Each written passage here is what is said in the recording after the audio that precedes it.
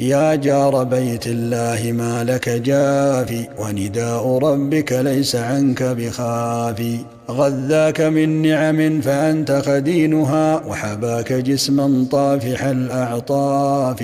في صحة تحيا وغيرك مدنف، وإذا مرضت فإن ربك شافي. يدعوك حي على الفلاح ولم تزل تعصي وأنت منعم متعافي. وإلى المساجد سار من في جسمه سقم، وأقبل راعش الأطراف. وأتى إليها من به شيخوخة، وبقيت في صمم الغواية غافي. وبقيت تسمع في منامك أنها قامت وتمكث في وثير لحافي. أوما سمعت وعيد ربك صادقا، ونهلت من نبع الكتاب الصافي. هو آمر بأدائها ومحذر في مريم وبسورة الأحقاف.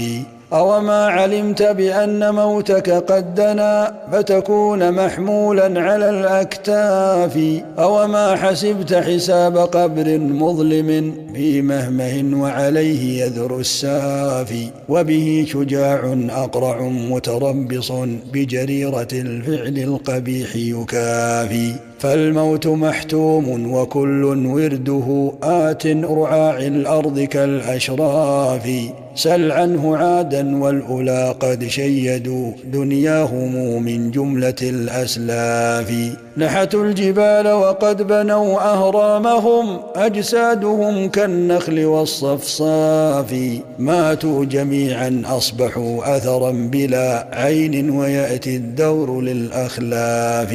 أتراك غرتك الدنية لم تكن تدري بما يطلبك من أحتاف. ستجيء في يوم التغابن عاريا عطشان في كرب القيامة حافي. فأجب نداء الله قبل منية تأتيك، والقدر الأكيد يوافي. فالناس دون هداية شيطانهم فيهم كذئب في قطيع خراف. بحر الحياة شديدة أمواجه، وعبادة الإنسان كالمجداف. هذه نصيحة مشفق في قلبه خوف عليك يصوغ منه قوافي. ويخاف في يوم المعاد تلومه، وتقول لم تحرص على إنصافي. وتركتني في الغي دون نصيحة، ساهمت في عطبي وفي إتلافي. ها قد محضتك كل نصحي يا أخي، حرصا عليك أليس ذاك بكافي. أرجو لقلبك أن يذوق هداية من فضل ربك سابغ الألطاف. يا رب رد إليك من قد غرهم كيد الغرور، وأنجهم يا كافي.